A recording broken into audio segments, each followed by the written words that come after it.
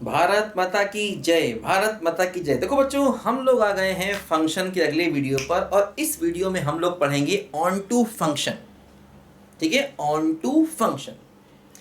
देखो बच्चों, मैंने बताया था आपको 12 क्लास में वन वन फंक्शन है और ऑन टू फंक्शन है। और 12 क्लास में क्या है? कंपोजिट फंक्शन है, इनवर्स फंक्शन है।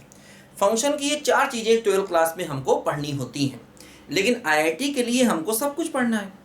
ठीक है, तो बहुत अच्छा होगा जो मेरे पुराने वीडियोस हैं जिसमें मैंने बेसिक फंक्शंस के बारे में, उनकी डोमेन निकालने के बारे में, उनकी रेंज निकालने के बारे में, उनके ग्राफ के बारे में सब कुछ बताया हुआ। जितने बेसिक फंक्शन हैं, modulus, greatest integer, fractional part, log, exponential, है ना, सारे फंक्शन मैंने पढ़ाए हैं आपको।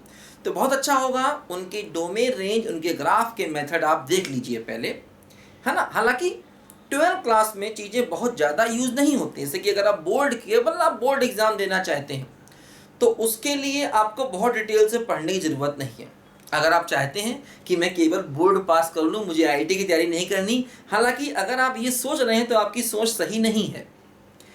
आईआईटी की तैयारी नहीं करनी इसका मतलब ये नहीं कि आप पढ़ाई छोड़ देंगे। देखिए, आप आगे चल के कोई भी एग्ज़ाम अगर देना चाहते हैं, छोटे से छोटा या बड़े से बड़ा, हर जगह मैथ्स ज़रूरी है। और मैथ्स में ये बेसिक फंक्शन जो आप सीख रहे हैं ये बहुत इंपॉर्टेंट है।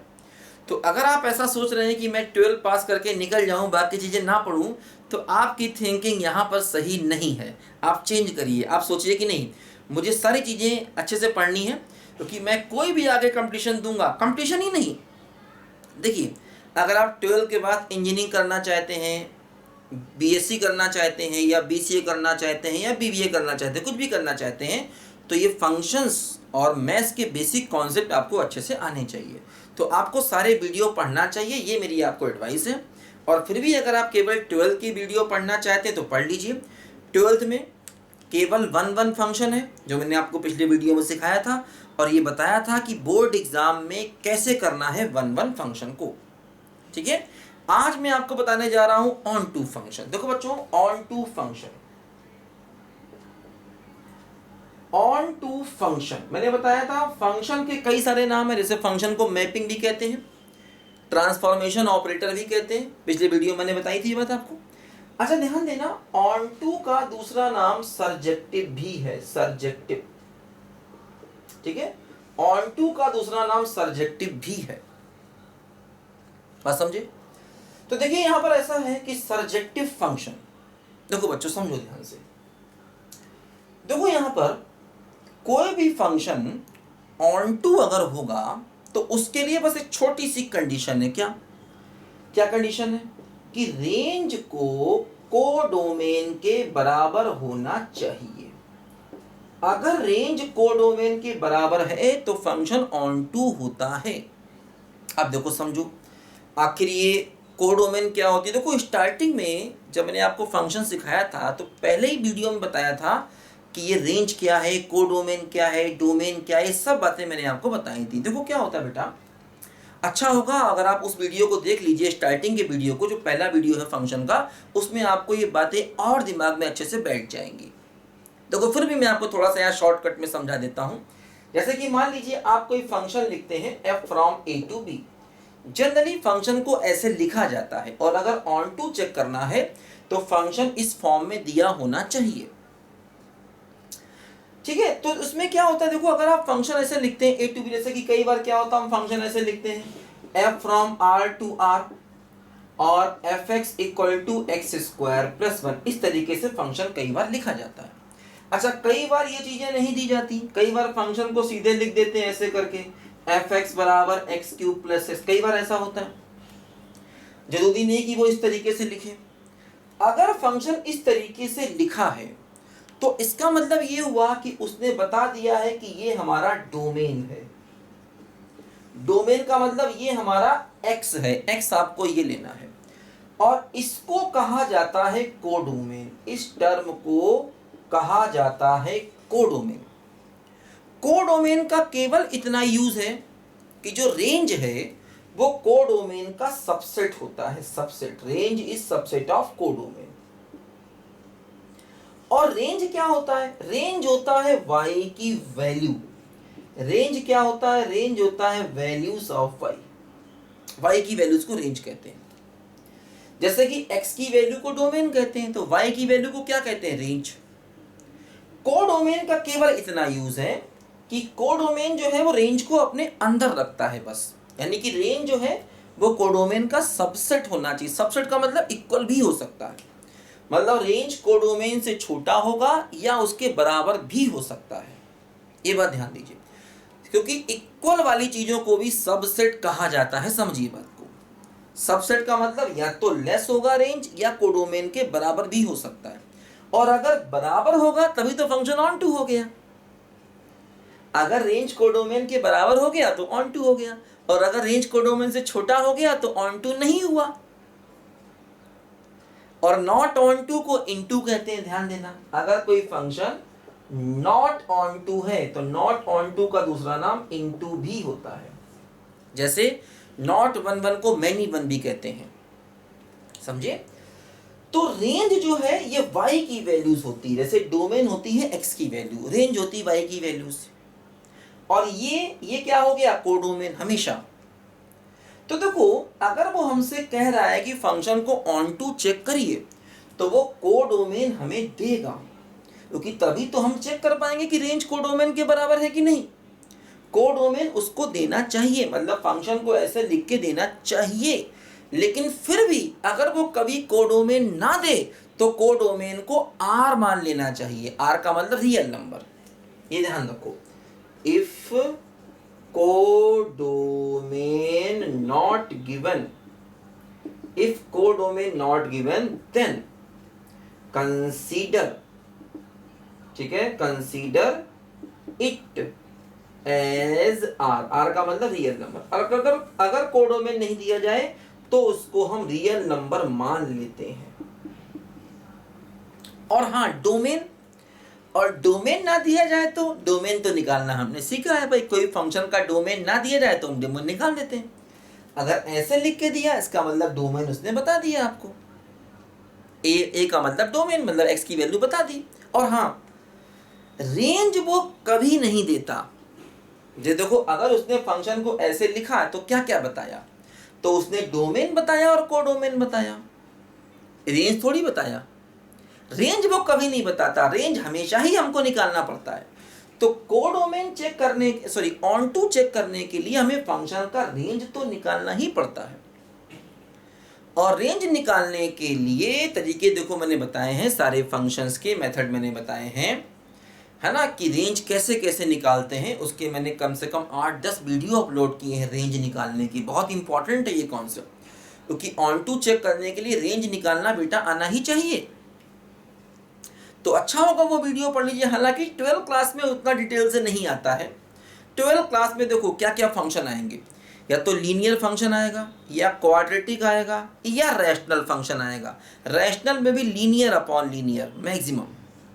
12th क्लास में बोर्ड एग्जाम में केवल यही फंक्शन आते हैं। देखो यही एनसीईआरटी में दिए गए। इस प्रकार का फंक्शन आएगा, fx बराबर ax प्लस बी आएगा, लीनियर मतलब इस प्रकार का आ सकता है, ax square plus b x plus c, quadratic मतलब, और इस प्रकार का आ सकता है ax plus b upon c x plus t, ऐसा आ सकता है। तो इन्हीं का हमें रेंज निकालना आना चाहिए। ये बेसिक फंक्शन है। ये देखो, अगर रेंज निकालने का मेरा पहला वीडियो पढ़ लेंगे तो वहाँ सारे क्लियर हो जाएंगे। रेंज निकालने के पहले ही वीडियो मैंने सारे पढ़ाए हुए, फिर भी मैं आपको यहाँ शॉर्ट में बता दूंगा, परेशान मत होइए। यहाँ भी मैं आपको शॉर्ट में सब बातें सिखा दूंगा, ठीक है।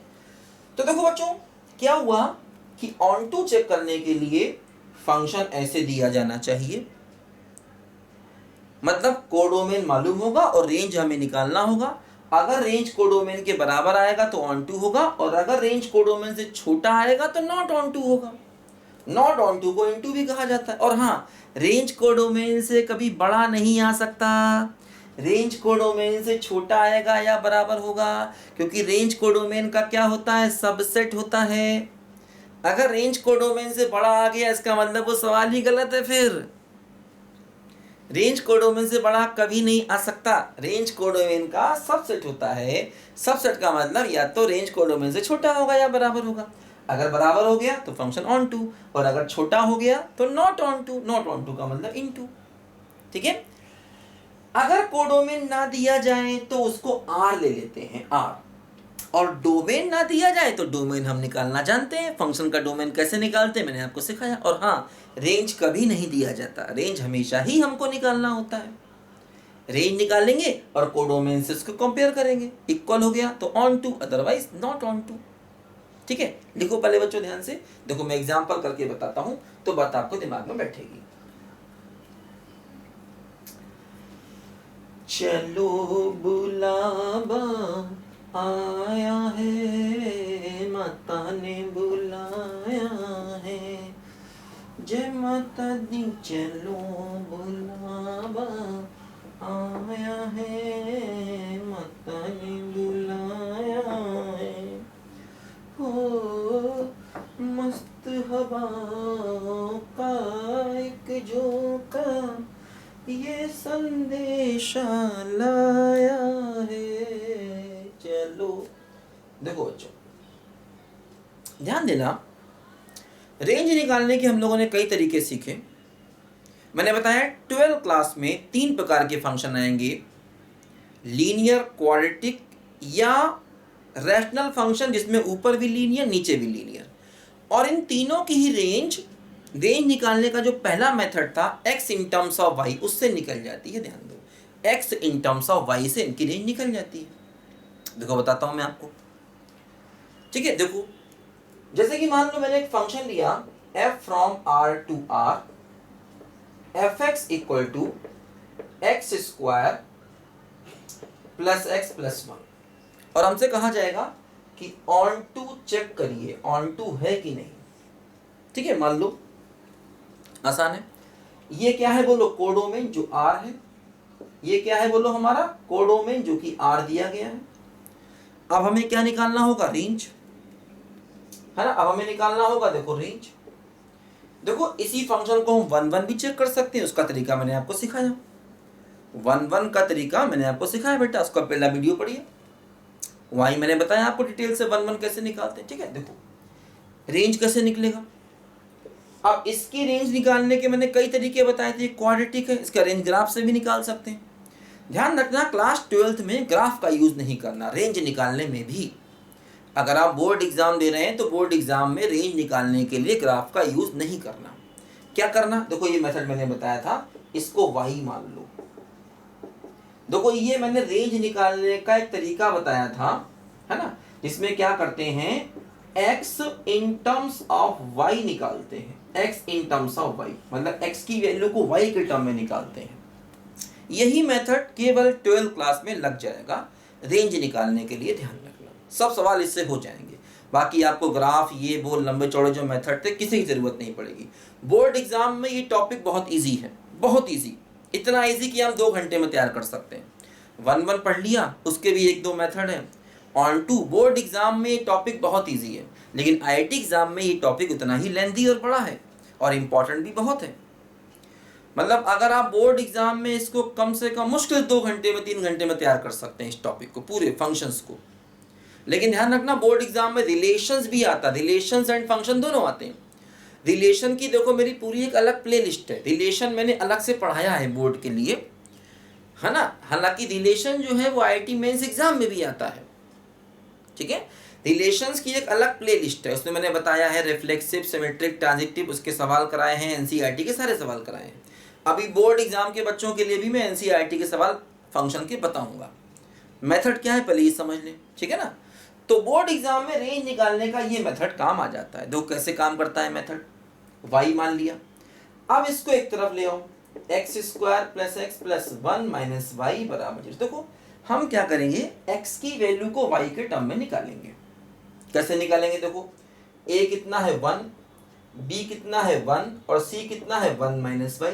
तो x क्या हो गया, minus b plus minus under root b square minus 4ac और अपॉन 2a, 2 इंटू 1। देखो x क्या हो गया, minus 1 plus minus under root, देखो 1 माइनस 4 प्लस 4y और अपॉन 2। तो देखो यहां से x की वैल्यू y के टर्म में आ गई।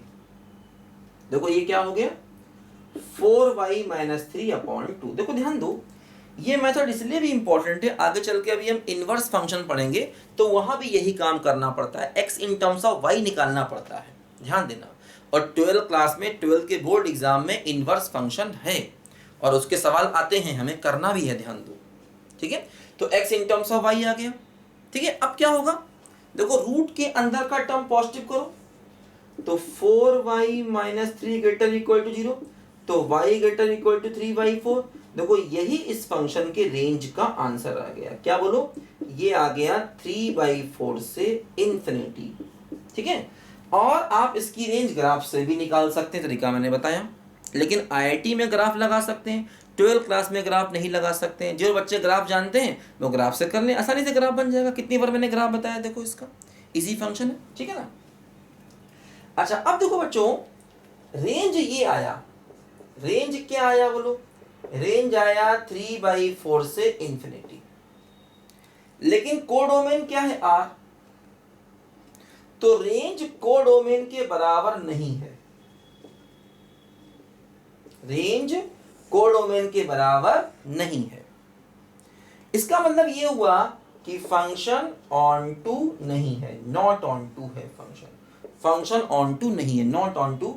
नॉट ऑन टू का मतलब क्या हो जाएगा बोलो, इनटू भी हो जाएगा, क्योंकि रेंज कोडोमेन के बराबर नहीं है। कोडोमेन आर है, आर मतलब बहुत बड़ा, रेंज केवल 3/4 से आगे तक है।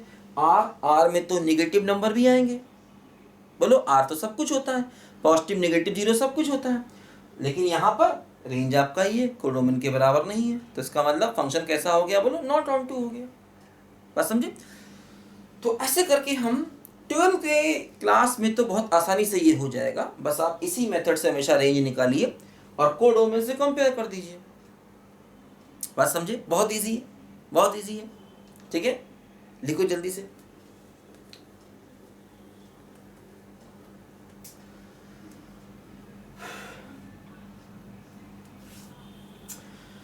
भोर भये पन घट पे मोहे नटखट श्याम सताए,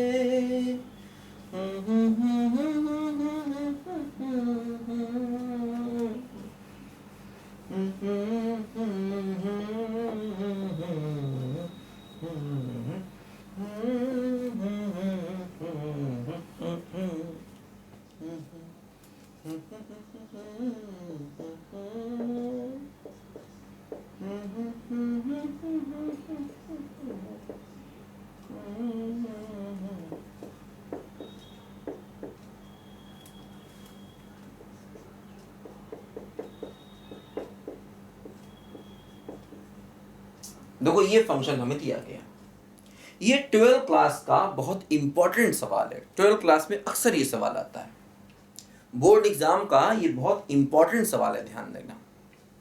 हालांकि ऐसे क्वेश्चन पहले आईआईटी ने पूछे, देखो 70s 80s के टाइम के जो आईआईटी के क्वेश्चन थे आज वो बोर्ड एग्जाम के लिए इंपॉर्टेंट है, समझो बात को। एक सीक्वेंस चलता है, पहले वो सवाल आईआईटी में पूछता है, 20-30 साल के बाद वो बोर्ड एग्जाम में आता है, और उसके बाद वो बच्चे उससे खेलने लगते हैं उस सवालों से। फिर बच्चे वैसे ही खेलते जैसे अपने गली मोहल्ले में क्रिकेट लोग खेलते हैं, ये सवाल 1 1 on 2 चलिए ले, ये 1 1 on 2 चलिए पकड़, है ना, ये है। तो देखो बच्चों क्या होगा, अच्छा मान लो इसको 1 1 भी चेक करें, मान लो अगर हम 1 1 भी चेक करें इसको, तो 1 1 के लिए बोर्ड एग्जाम वाला मेथड क्या कहता है, वो कहता है fx1 बराबर fx2 लगा दो, देखते हैं क्या होता है 1 1, ठीक है। तो देखो 1 1 का तरीका मैंने बताया बेटा आपको, 1 1 का मेथड मैंने बताया बच्चों आपको, ध्यान से पढ़िए, पिछला वीडियो देखिए। fx1 क्या हो गया, x1 + 3, x1 - 2, fx2 क्या हो गया, x2 + 3, x2 - 2 क्रॉस मल्टीप्लाई किया, x1 + 3, x2 - 2 बराबर x1 - 2 और x2 + 3,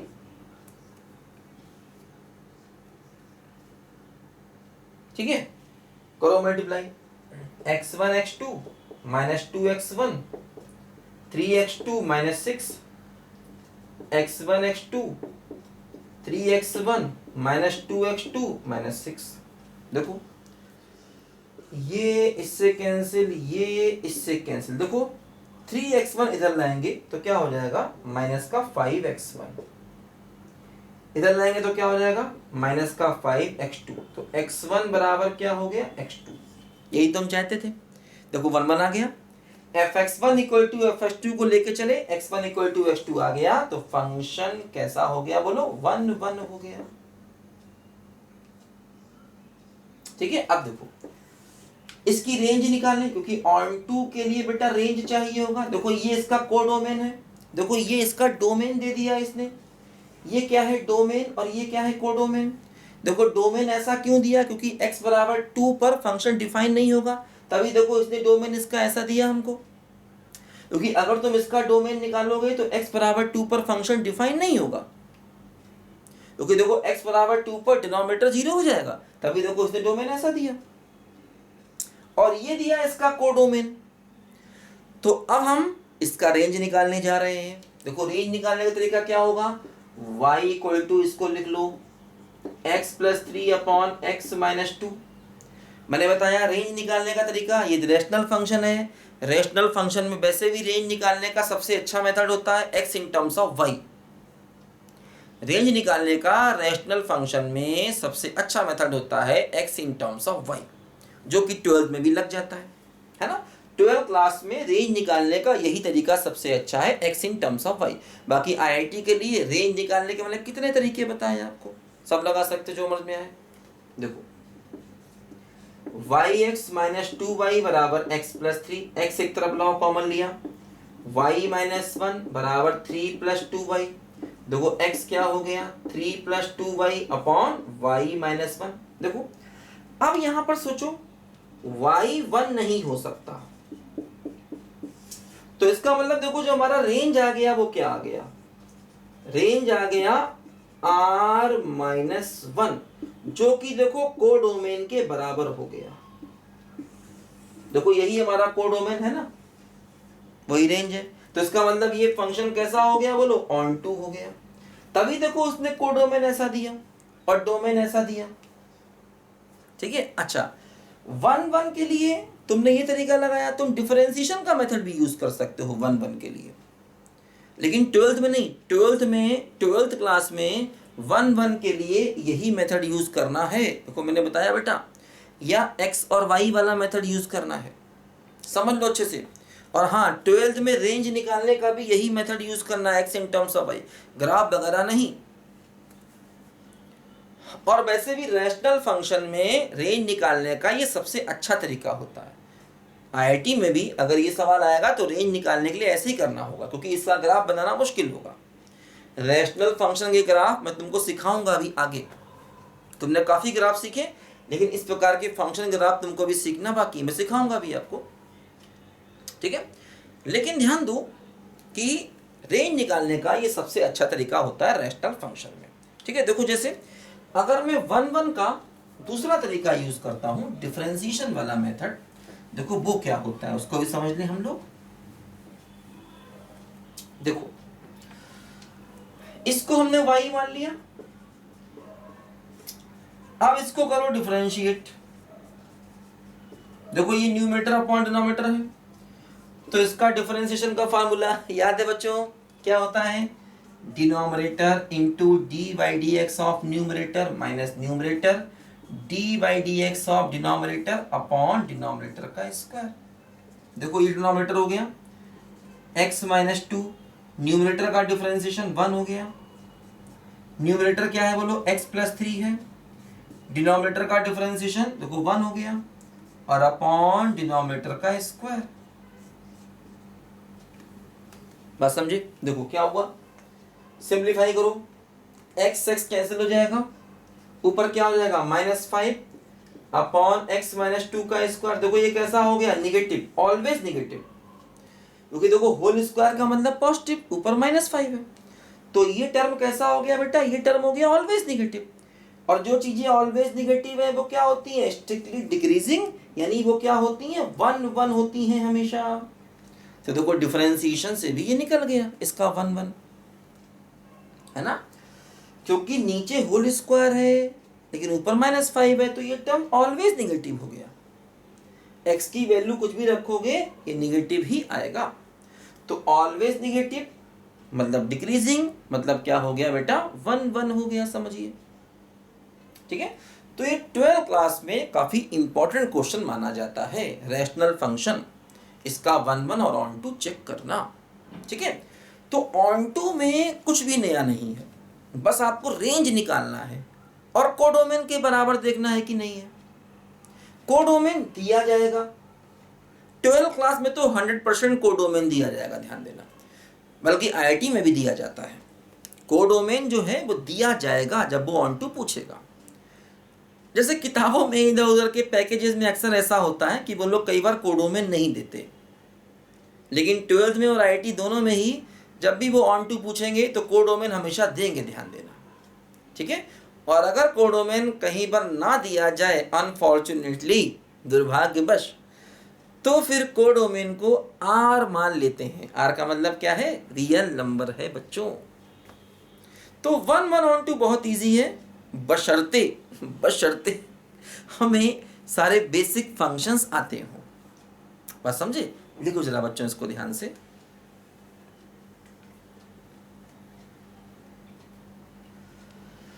भोर भई पनघट पे मोहे नटखट श्याम सताए।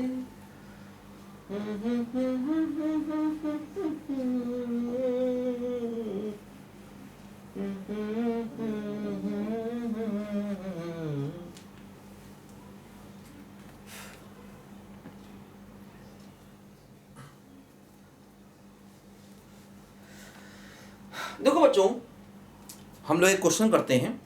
देखो ऐसा क्वेश्चन एनसीईआरटी में दिया गया है, f from n to z fx equal to x square.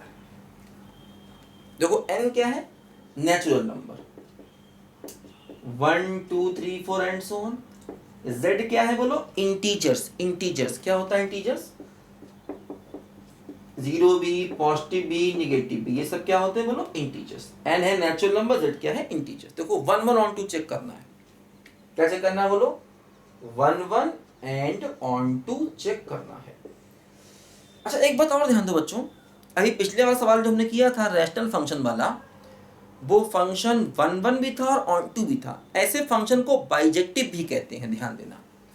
जो फंक्शन 1 1 भी हो और ऑन टू भी हो, दोनों हो, उस फंक्शन को बाइजेक्टिव भी कहा जाता है। दूसरा नाम 1 1 ऑन टू दोनों मतलब बाइजेक्टिव।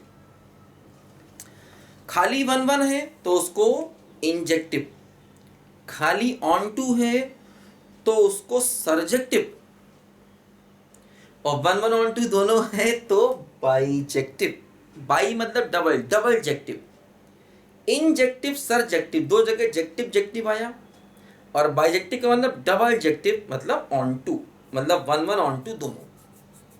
बात समझे ना। तो ये बात ध्यान दो, जैसे पिछला वाला सवाल जो था वो 1 1 भी था, ऑन टू भी था, इसका मतलब वो बाइजेक्टिव था। ठीक बात है, ध्यान दीजिए। 12th क्लास में जब भी सवाल आएगा तो 1 1 ऑन टू दोनों ही पूछेगा एक साथ। हालांकि आईआईटी में भी जनरली ऐसा होता है, सवाल जब आता है तो 1 1 ऑन टू दोनों ही पूछता है एक साथ, बल्कि आईआईटी में तो और भी बातें पूछता है। 1 1 भी पूछेगा, ऑन टू भी पूछेगा, उसी का मैक्सिमम मिनिमम ही पूछ लेगा। आईआईटी में क्या, आईआईटी का मतलब यही है कि 5-6 कॉन्सेप्ट वो मिलाएगा नहीं तो सवाल बनाएगा नहीं। आईआईटी का अच्छा सवाल यही होता है, 5-6 कॉन्सेप्ट हमेशा मिल जाते हैं उसमें। ठीक है, देखो 1 1 चेक करें। देखो y बराबर क्या है, एक्स स्क्वायर। अब एक बात ध्यान दो बेटा, यहाँ पर डोमेन नेचुरल नंबर है तो हम x की वैल्यू 1 2 3 ही ले सकते हैं, क्योंकि डोमेन डिसाइड कर दिया। अब हम इस x की ये वैल्यू ही लेंगे, अपनी मर्जी से x नहीं ले सकते। जैसे कि मान लो अगर खाली ये सवाल दिया जाता, खाली ये सब ना लिखा जाता और हमसे पूछा जाता इसका डोमेन क्या है, तो इसका डोमेन हो जाता R। अगर मान लो ये सवाल लिखता और पूछता भैया डोमेन बताइए, तो हम कहते भैया ऐसा है, इसका डोमेन R है।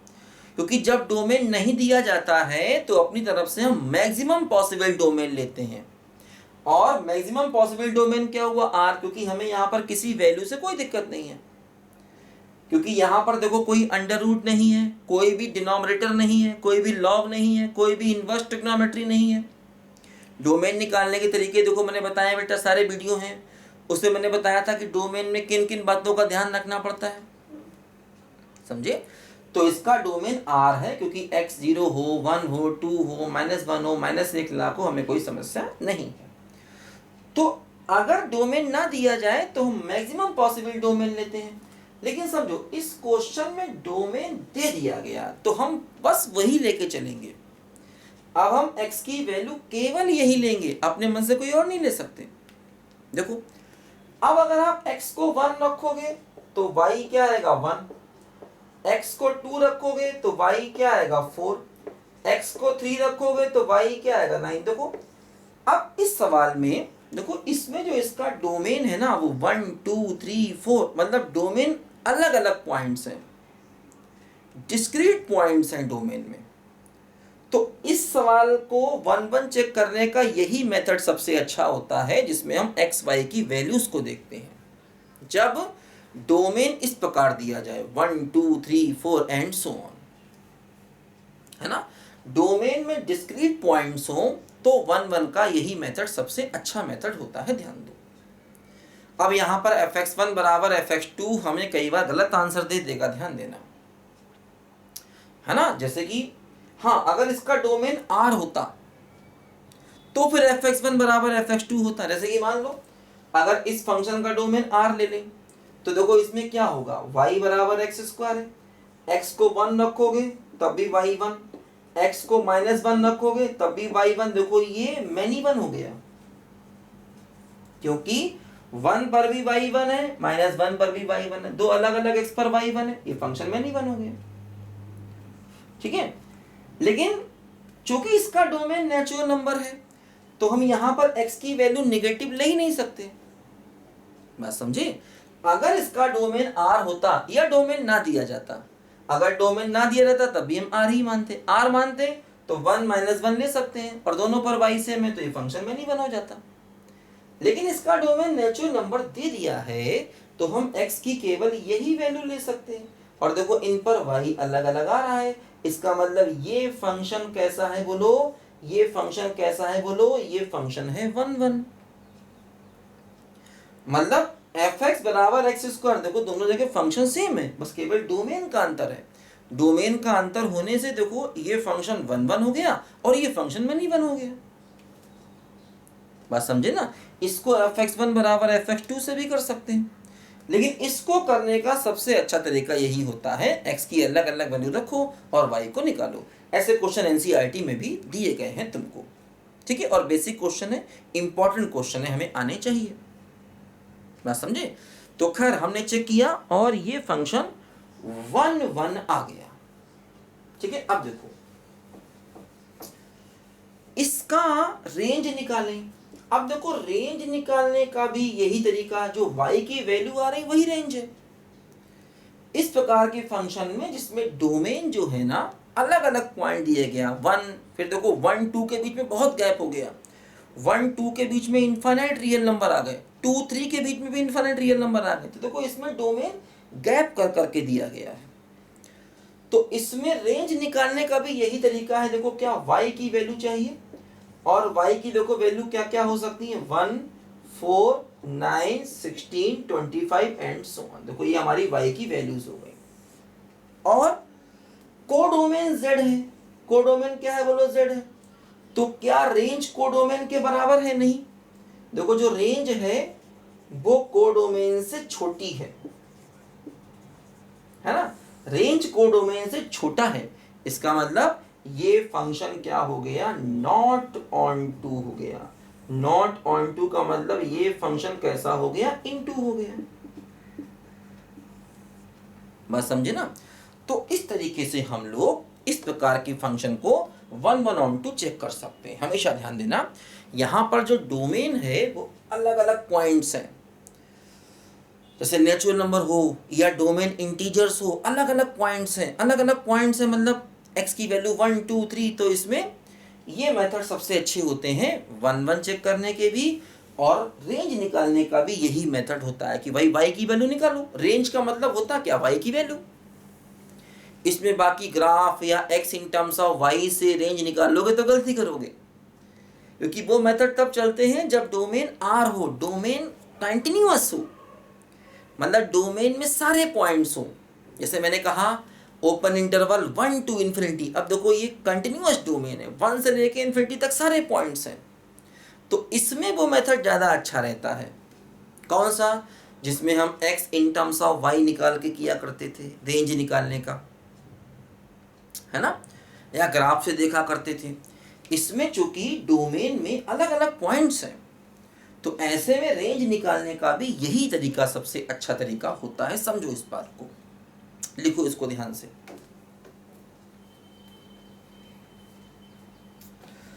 थोड़ा पानी पी लिया जाए भाई मेरे।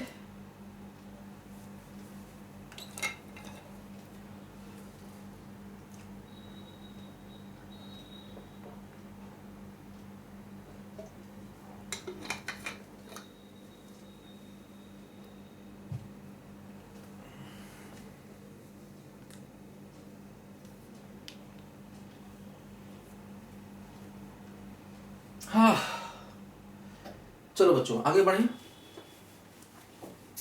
कुछ और बढ़िया बढ़िया सवाल करें। घटिया सवाल नहीं करने का मन करता है, बढ़िया बढ़िया सवाल करेंगे। आपसे पढ़ते रहिए, टेंशन मत लीजिए, सब हो जाएगा।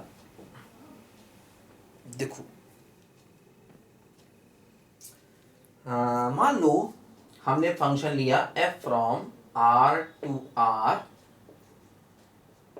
fx इक्वल टू, मान लो मैंने लिया ग्रेटेस्ट इंटीजर x। अब देखो ग्रेटेस्ट इंटीजर x क्या होता है, ये हमको आना चाहिए बेटा, याद है, सारे बेसिक फंक्शन आना चाहिए। देखो ये सवाल 12th में भी है। ग्रेटेस्ट इंटीजर, मॉडुलस, देखो ये चीजें, modulus function, greatest integer, fractional part, signum function, ये सारे फंक्शन 12th में भी है, मतलब इनका कहीं कहीं पर एप्लीकेशन है। तो अगर आप बोर्ड एग्जाम की भी तैयारी कर रहे हैं तो भी इन फंक्शन को पढ़ लीजिए। देखो सबकी मेरी है, सारे वीडियो अलग अलग मैंने बनाए हुए हैं, इनके बेसिक डोमेन रेंज क्या होते हैं, इनके ग्राफ क्या होते हैं, ये आप सीख लीजिए। सबके देखो वीडियो अलग अलग पड़े हुए हैं, है ना, और बाकी डिटेल वीडियो भी पड़े हुए हैं। अगर आप केवल 12th में हैं तो इनको देख लीजिए, बाकी IIT की तैयारी वालों को सारे वीडियो देखने ही देखने हैं।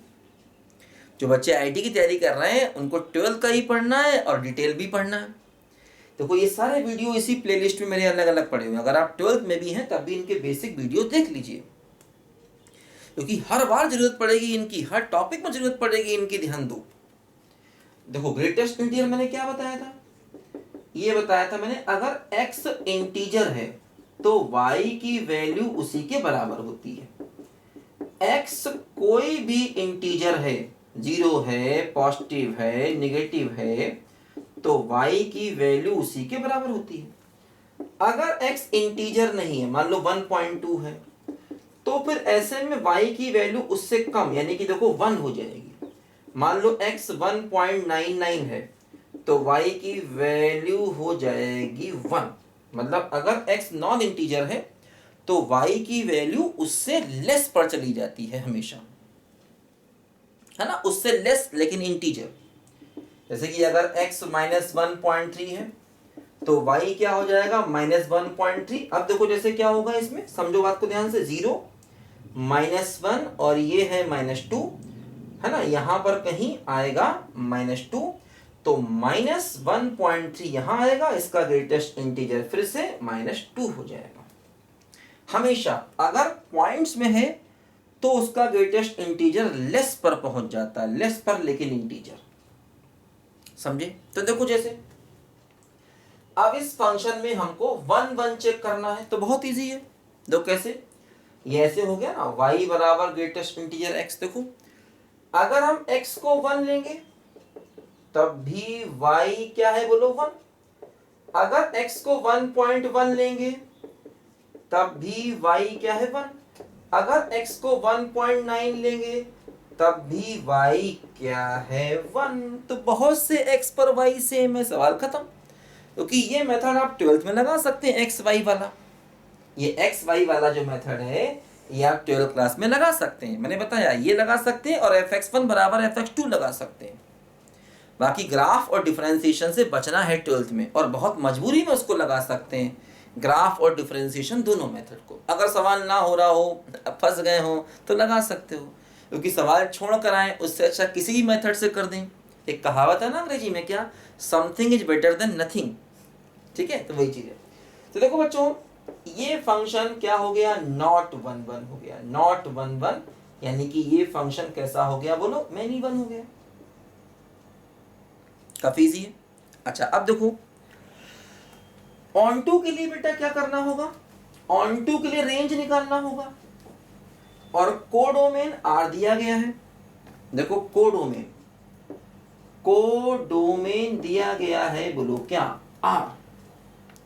और देखो इस फंक्शन का रेंज क्या हो गया, देखो y की वैल्यूज क्या आएंगी, y की वैल्यू सारे इंटीजर आएंगे, क्योंकि x को जब भी आप रखोगे x को रखोगे -1 तो y -1 आ जाएगा, x को रखोगे -2 तो y -2 आ जाएगा।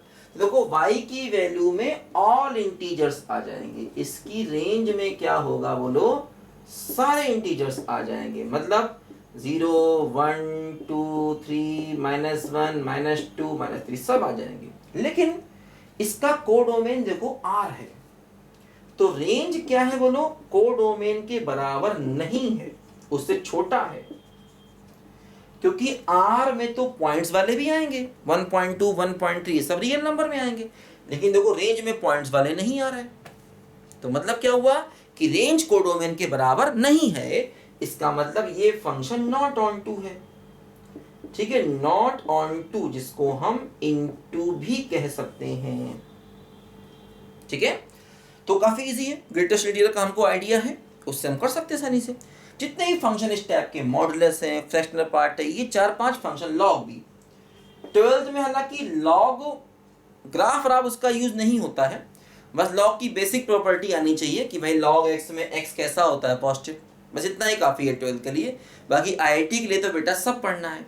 तो ध्यान रखना, क्योंकि देखो अगर आप 12th क्लास में हैं और आप उसके साथ साथ आईआईटी की तैयारी कर रहे हैं, तो भी ये बात ध्यान में रखनी पड़ती। देखो क्यों, क्योंकि जैसे कि मान लो अगर कल आपका 12th क्लास का बोर्ड एग्जाम है, मान लो, और आज आपने सोचा कि मैं रिवाइज करता हूं, और अगर आप आज आईआईटी की चीज़ें पढ़ने बैठ गए तो कल बोर्ड एग्जाम आपका बिगड़ जाएगा ना। तो अगर आप 12th में हैं और प्लस आईआईटी की तैयारी कर रहे हैं, तो भी आपको हर समय ये ध्यान रखना पड़ता है क्या 12th में है क्या नहीं है, क्या मेथड 12th में लगाने हैं क्या नहीं लगाने, और वो मैं आपको हर बार हर समय हर टॉपिक में बताऊंगा कि देखो ये मेथड 12th में लगाना है, ये आईआईटी में लगाना है, ये 12th में है, ये आईआईटी में नहीं है, सॉरी आईआईटी में सब कुछ है, ये 12th में है, ये 12th में नहीं है। क्योंकि ध्यान रखना, जैसे कि जब आप, क्योंकि बोर्ड में नंबर भी जरूरी हैं अच्छे, मान लो हफ्ते भर बाद आपका बोर्ड एग्जाम होना है, और अगर आप आज आईआईटी की चीज़ें पढ़ने बैठ गए तो फिर आपके बोर्ड एग्जाम में नंबर कम हो जाएंगे, क्योंकि जो बोर्ड के लिए इंपॉर्टेंट है वो आपने रिवाइज नहीं किया, उसमें से कुछ भूल गए, या यही भूल गए कौन सा मेथड बोर्ड में लगाना है कौन सा नहीं, तो फिर बोर्ड एग्जाम में नंबर कम हो जाएंगे ना। आप देखो बहुत से बच्चे, मैं आपको बिल्कुल फ्रैंकली बताता हूँ, बिल्कुल फ्रैंकली बताता हूँ मैं आपको, क्योंकि बच्चों से मैं झूठ नहीं बोलता, बिल्कुल सच बोलता हूँ हमेशा, ये मेरी आदत रही है। जो बच्चे मुझसे ऑफलाइन पढ़ते थे वो जानते हैं, बहुत से बच्चे बड़ी बड़ी कोचिंगों में पढ़ते हैं और 12th में फेल हो जाते हैं। बड़ी बड़ी कोचिंगों में पढ़ने जाते हैं, बड़े बड़े महंगे फीस देके पढ़ने जाते हैं, और बोर्ड एग्जाम में फेल हो जाते हैं या नंबर बहुत कम हो जाते हैं। वजह वही है, क्या, दिमाग लगाते नहीं हैं, अंतर नहीं समझते हैं कि यार बोर्ड में ये चीज़ है इसको पढ़ लें, और ये चीज़ आईआईटी में है, बोर्ड में ये मेथड नहीं लगाना, ठीक है, आईआईटी में तो कर सभी है। तो अगर आप ये अंतर नहीं समझेंगे, और ये अंतर आपको हर सब्जेक्ट में समझना है, जैसे मैं तो बता रहा हूँ, मैथ्स में आप मत टेंशन लीजिए, टेंशन जाएगा पेंशन लेने, मैथ्स में मैं आपको बताऊंगा, लेकिन बाकी सब्जेक्ट में हो सकता आपके सर ये ना बताते हो कि ये बोर्ड में है, तो आप खुद देखिए एनसीईआरटी में क्या है, जो एनसीईआरटी में है, जो क्वेश्चन एनसीईआरटी में दिया है समझ लीजिए यही बोर्ड में आएगा, जो मेथड एनसीईआरटी में लगाया है समझ लीजिए यही बोर्ड में आएगा। एनसीईआरटी के सॉल्ड एग्जाम्पल देखिए, वो लोग जो मेथड लगाएंगे समझिए यही बोर्ड में आएगा, इसके अलावा कुछ नहीं आएगा। कई बार जो किताबें 12th के लिए चल रही हैं स्पेशली, हर मैं नाम नहीं लेना चाहूँगा, उनमें भी ये नहीं बताते हैं क्या बोर्ड में करना है। जैसे 12th किताब तो होती है, लेकिन वो आईआईटी की चीज़ें डाल देते हैं बच्चों को सिर्फ दिखाने के लिए मेरी किताब बड़ी हाई फाई है, क्योंकि हाई फाई आईआईटी नहीं होता, आईआईटी कॉन्सेप्ट से चलता है। तो ये बात ध्यान देना, अगर आप 12 प्लस आईआईटी की तैयारी कर रहे हैं तो दिमाग लगा के पढ़ना होगा, और नहीं पढ़ाना तो भगवान ना करे नंबर कम हो सकते हैं 12th बोर्ड में, और हो जाते हैं बच्चों के। मैंने अपने 20 साल के एक्सपीरियंस में हर बार देखा, हर साल देखा, और कई बार तो मैंने अच्छे अच्छे बच्चों को 12th बोर्ड में फेल होते देखा है। मैं सच बता रहा हूँ आपको, मैं डरा नहीं रहा हूँ, आप तैयारी करिए, क्योंकि मैं कहता हूँ कि आप 12 प्लस आईआईटी की तैयारी करिए, और करना चाहिए, हर बच्चे को करना चाहिए। जो बच्चे ये सोच रहे हैं कि मैं केवल 12th करूँगा, वो भी गलत सोच रहे हैं, और जो ये सोच रहे हैं कि मैं केवल आईआईटी करूँगा, वो भी गलत सोच रहे हैं। आपको 12 प्लस आईआईटी लेकर चलना पड़ेगा, आज का ज़माना यही है, आज का टाइम यही कह रहा है। अगर आप खाली 12th पढ़ेंगे, आईआईटी की तैयारी नहीं करेंगे तो आप पीछे रह गए, और अगर आप खाली आईआईटी की तरफ जाएंगे तो आप बोर्ड में नंबर कम कर लेंगे। देखो ध्यान दो, जैसे कि आप मान लो यहाँ पर खड़े हैं, ये आपका घर है, होम, ये 12th है और ये आईआईटी है, तो बहुत ही सीधा रास्ता देखो ये जा रहा है 12th से आईआईटी होता हुआ। पहले आप 12th पढ़िए, जैसे अगर आप 12th क्लास में हैं तो पहले आप पढ़ करके एनसीईआरटी के सवाल कर लीजिए। एनसीईआरटी के सवाल जरूरी है करना हर 12th बोर्ड वाले बच्चे को।